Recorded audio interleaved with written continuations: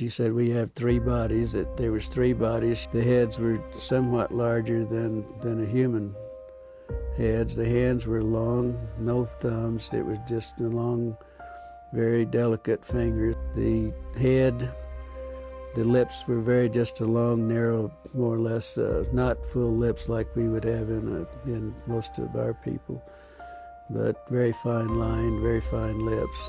There was no teeth. That was the inside of the mouth. It was kind of like a real the gums. Maybe it was. She said to explain it. It was almost as hard as if it was rawhide. Maybe at that. The ears. There was only two small orifices on each side of the head, with looked like a couple of small lobes that some way that might cover both of those, but there was not a protruding ear. And also that the nose, there was only two small orifices in the nose. There was really no nose that was convex. It was all just flush with the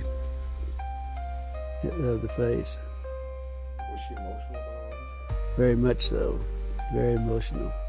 She would have to stop and drink water every once in a while, and also she never touched a meal. All the time we were talking in an hour and a half that we were there, she never touched a meal.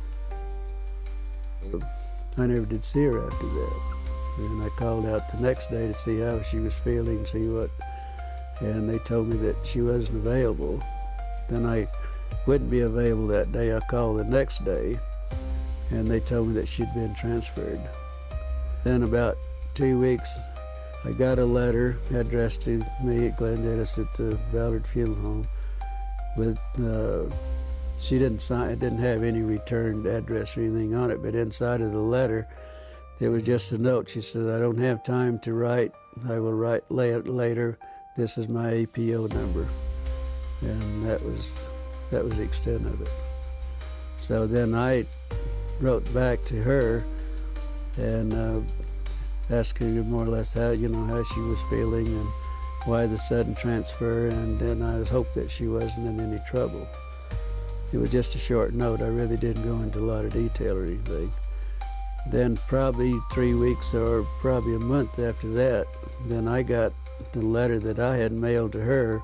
It was returned. It was stamped return, and also it's in red printing it said deceased, and that's the last time I ever heard anything about it. Then, then I went out to the base a few days later, and I was talking to one of the nurses, and I said, whatever happened to the lieutenant? And she said, well, the rumor is that we heard that she was killed with 5 other nurses in a training mission in a plane crash. And that was it. No indication of where? Well, it was in London, England. She said in the note that she sent me that she was in London, stationed in London. And that was it. That's the last time I ever heard. Do you believe that she's dead? No, I don't think so. After all that's happening and after, threatening me and everything, I doubt very seriously that she was. I would hope not.